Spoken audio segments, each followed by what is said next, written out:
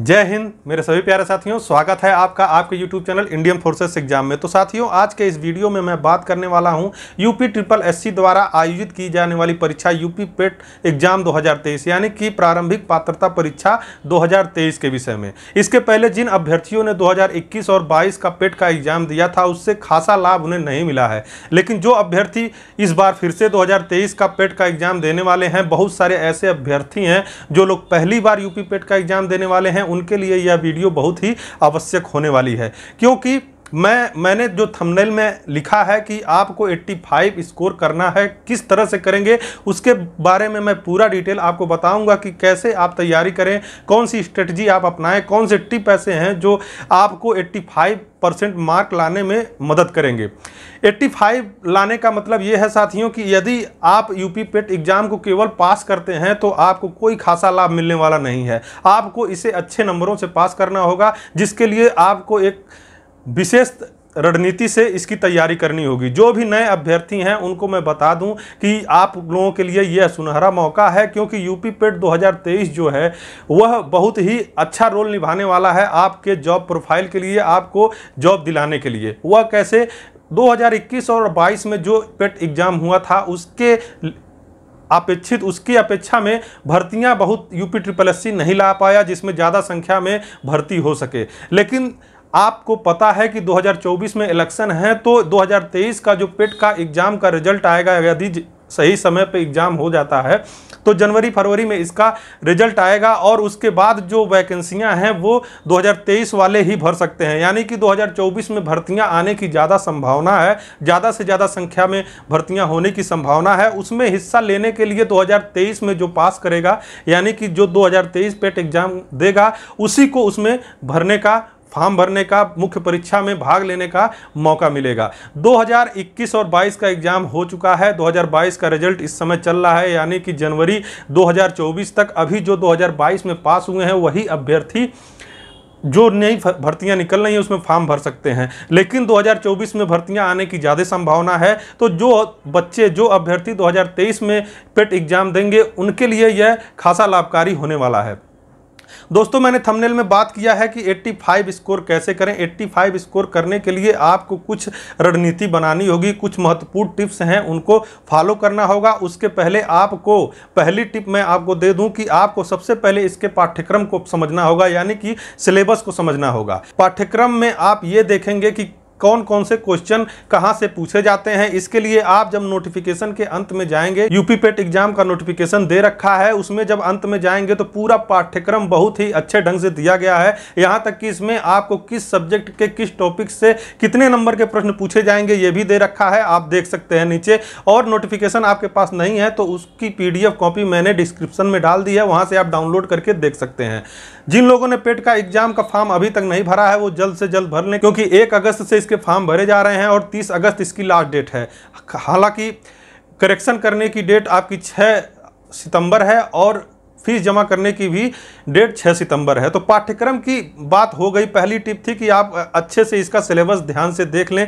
दूसरी टिप है कि इसके लिए आप एक समय सारणी बनाएं, जिसके लिए आपको तीसरी टिप जो है कि आप प्रीवियस ईयर पेपर सॉल्व करें। आप प्रीवियस ईयर पेपर जब सॉल्व करेंगे, प्रीवियस ईयर्स पेपर सॉल्व करने के बाद आपको पता चलेगा कि इसमें किस तरह के प्रश्न पूछे जाते हैं, आसान पूछे जाते हैं कि मॉडरेट पूछे जाते हैं कि और कठिन पूछे जाते हैं। तो इससे आपको एक अंदाज़ा लग जाएगा कि हाँ, इस तरह के प्रश्न आते हैं और हमको इसी तरह से तैयारी करनी है। और आपको ये भी समझ में आएगा कि कौन सा जोन आपका वीक है, हिंदी वीक है, गणित वीक है, रीजनिंग वीक है या फिर जीके वीक है। तो इस हिसाब से आप अपनी एक समय सारणी बनाएं, टाइम टेबल बनाकर सभी विषयों को उसी हिसाब से समय दें कि जिस हिसाब से आपकी तैयारी अच्छी हो सके। टाइम टेबल का मतलब ये होता है कि साथियों, जो आपका वीक जोन है उसके लिए ज़्यादा समय निकालें, जो आसान है, जो आपको आता है उसको थोड़ा थोड़ा पढ़ते रहें। तो साथियों, 3 टिप्स तो मैंने आपको बता दिया कि पहला पाठ्यक्रम यानी कि सिलेबस को ध्यान से पढ़िए, दूसरा एक टाइम टेबल बनाइए,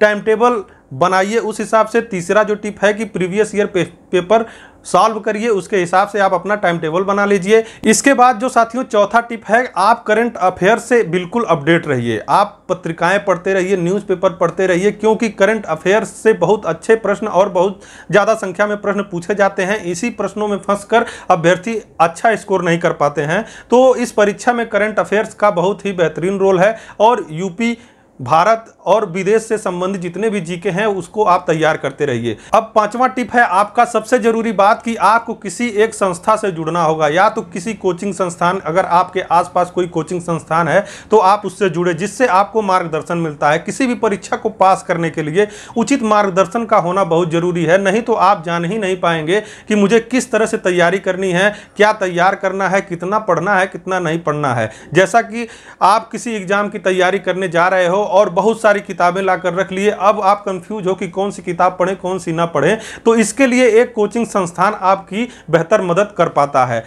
इस समय तो बहुत अच्छा है, सोशल मीडिया पर आप यूट्यूब पर प्लेटफॉर्म पर भी जाकर पढ़ सकते हैं। जिनके आसपास अच्छा कोचिंग संस्थान नहीं है वह यूट्यूब के जरिए भी अच्छे अच्छे कोचिंग संस्थान है यूट्यूब प्लेटफॉर्म पर, वहां से आप अपनी तैयारी कर सकते हैं, वहां से आप टिप ले सकते हैं, वहां से आप मदद ले सकते हैं। तो आपको ज़रूरी है कि अगर आप पेट एग्जाम की तैयारी कर रहे हैं तो किसी कोचिंग संस्थान से जुड़ जाएं, या फिर आप किसी यूट्यूब चैनल को फॉलो करके अपनी तैयारी आगे बढ़ाते रहें। इसके बाद साथियों छठवां टिप है, जो छठवां टिप बहुत ही जरूरी है, मॉक टेस्ट दें। जब आप अपनी तैयारी 2-3 महीने कर लें, उसके बाद से आप मॉक टेस्ट देना शुरू कर दें। तुरंत आपको मॉक टेस्ट नहीं देना है, कम से कम आप 70% 80% अपना सिलेबस जब पूरा पढ़ लें, या फिर जब एकदम पूरा आपका सिलेबस तैयार हो जाए तो आप मॉक टेस्ट देना शुरू करें और उसमें अपने आप की तुलना करें कि आखिर में आपका किस में कमजोर है, कहां से नंबर कम आ रहे हैं, कितने नंबर आ रहे हैं। उस हिसाब से अगर आप मॉक टेस्ट दे रहे हैं, 100 में से आपके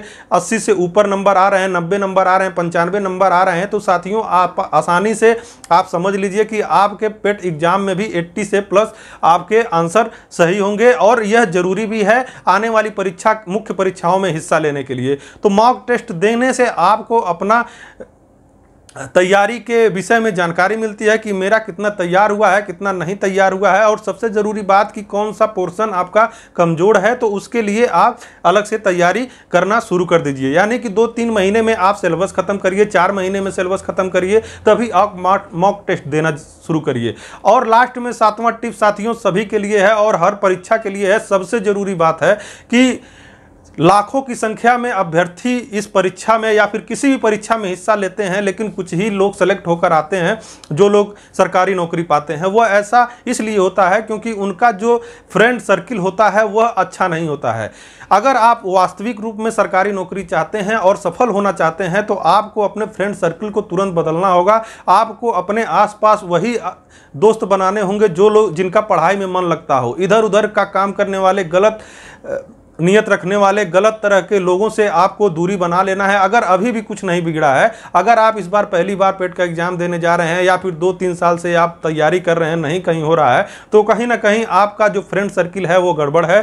तो आपको तुरंत अपने फ्रेंड सर्किल को बदलना होगा। आपको उन अभ्यर्थियों से, उन छात्रों से, उन स्कॉलर्स से दोस्ती बढ़ानी होगी जो लोग वास्तविक रूप में सही से तैयारी कर रहे हैं, और उनके साथ आप ग्रुप डिस्कशन करिए। उनसे आप जो भी कोई चीज़ समझ में नहीं आ रही है, कोई भी डाउट्स है, उनसे आप क्लियर भी कर सकते हैं। अगर फ्रेंड सर्किल आपका खराब है, वो पढ़ता लिखता नहीं है, तो आप ना उनकी कोई मदद कर सकते हैं, ना वो आपकी कोई मदद कर सकते हैं। इसलिए आप एक ऐसे स्टडी ग्रुप में जुड़ें जहां पर लोग पढ़ते हैं। इसके लिए कोचिंग संस्थान बहुत ही अच्छा चीज़ होता है, जिसमें जाने के बाद आपको सभी पढ़ने वाले मिलते हैं। उसमें से भी जो ब्राइट स्टूडेंट होते हैं उनसे दोस्ती बढ़ाने का ज़्यादा प्रयास करें, और ये आपको बहुत काम देने वाला है। जो टिप है कि आप फ्रेंड सर्किल को तुरंत बदलिए तो आपको सिलेक्शन 100% मिलेगा। तो 85% मार्क्स लाने के लिए ये 7 टिप्स को अगर आप अच्छे तरीके से मानते हैं, आप अपने